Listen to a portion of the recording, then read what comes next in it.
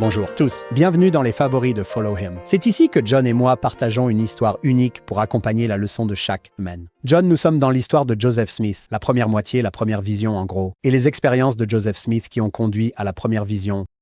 Alors, je pensais partager une histoire avec vous qui va avec le verset 7 de l'histoire de Joseph Smith. Sais-tu, John? Je suis sûr que tu le sais, la toute première chose que Joseph entend du Père et du Fils lorsqu'ils apparaissent. C'était incroyablement son propre nom. Il m'a appelé par mon nom. Certaines personnes pourraient dire « Oh non, c'est mon fils bien-aimé, écoutez-le ». Mais juste avant cela, Joseph dit « L'un d'eux m'a parlé, m'appelant par mon nom ».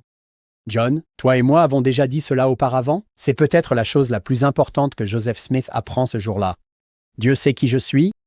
J'avais dû l'aider à traverser beaucoup de choses qui arrivaient. Dieu connaît mon nom. Je voulais partager avec vous une histoire que j'aime sur le fait que Dieu connaisse le nom de quelqu'un d'autre. Et il connaît tous les nôtres. C'est d'une sœur qui est amie avec nous deux, John. Tu sais, sœur Elaine Dalton, l'une des personnes les plus merveilleuses que tu rencontreras jamais. Elle a raconté cette histoire lors de la conférence générale quand elle était la présidente générale des jeunes filles. Elle dit ceci: « Quand j'étais jeune femme, mais dirigeante des jeunes femmes, comment chacune choisit un symbole qui représenterait la vie que nous vivrions et ce que nous nous efforcerions de devenir en tant que filles de Dieu. » Elle a dit qu'elle les mettait sur leur bandalo. Je ne savais pas ce que c'était, John. Mais c'est comme ce que tu portes en tant que scout, où tu mets tes badges de mérite. Un bandalo de badge de mérite, mais c'est un bandalo. N'est-ce pas? En fait, elle dit que c'était des écharpes en tissu que nous portions. Je suppose qu'en gagnant les valeurs des jeunes femmes, elle mettait ses écussons, tu sais, la foi, la nature, divine, choix et responsabilité. Elle gagnait ses écussons. Chacun des bandalos était unique parce que tu avais ton propre symbole cousu sur le bandalo. Est-ce que ça a du sens? Je ne sais pas si c'était dans la paroisse, ou la présidence de Sœur Dalton, ou dans toute l'église que tu avais ce petit symbole. Elle a dit « J'ai choisi le symbole d'une rose blanche, parce que les roses deviennent de plus en plus belles à mesure qu'elles grandissent et s'épanouissent. Et la couleur blanche, elle a dit qu'elle l'avait choisie pour la pureté, comme le temple. » Alors, c'est quand elle a quoi? 12 ans?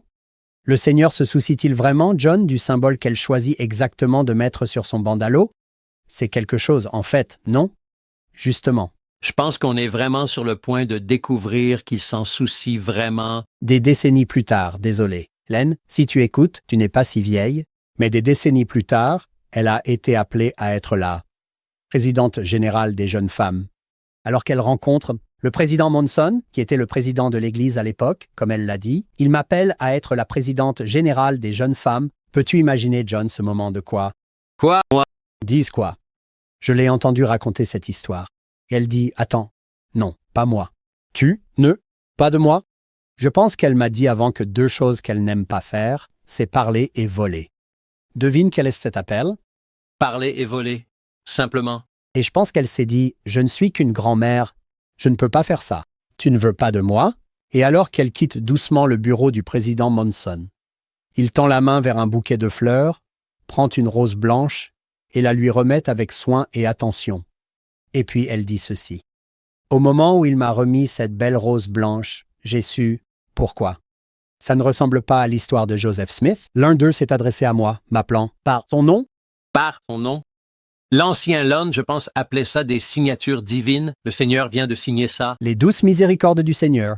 Elle dit, j'ai pris cette précieuse rose chez moi. Je l'ai mise dans un beau vase en cristal et je l'ai placée sur une table où je pouvais la voir tous les jours. Le Seigneur connaît mon nom. Le Seigneur connaît ton nom.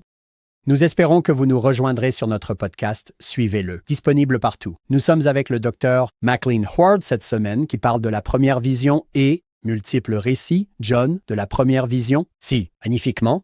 Nous espérons que vous nous rejoindrez là-bas et que vous reviendrez la semaine prochaine. Nous allons faire un autre épisode de nos favoris « Suivez-le ».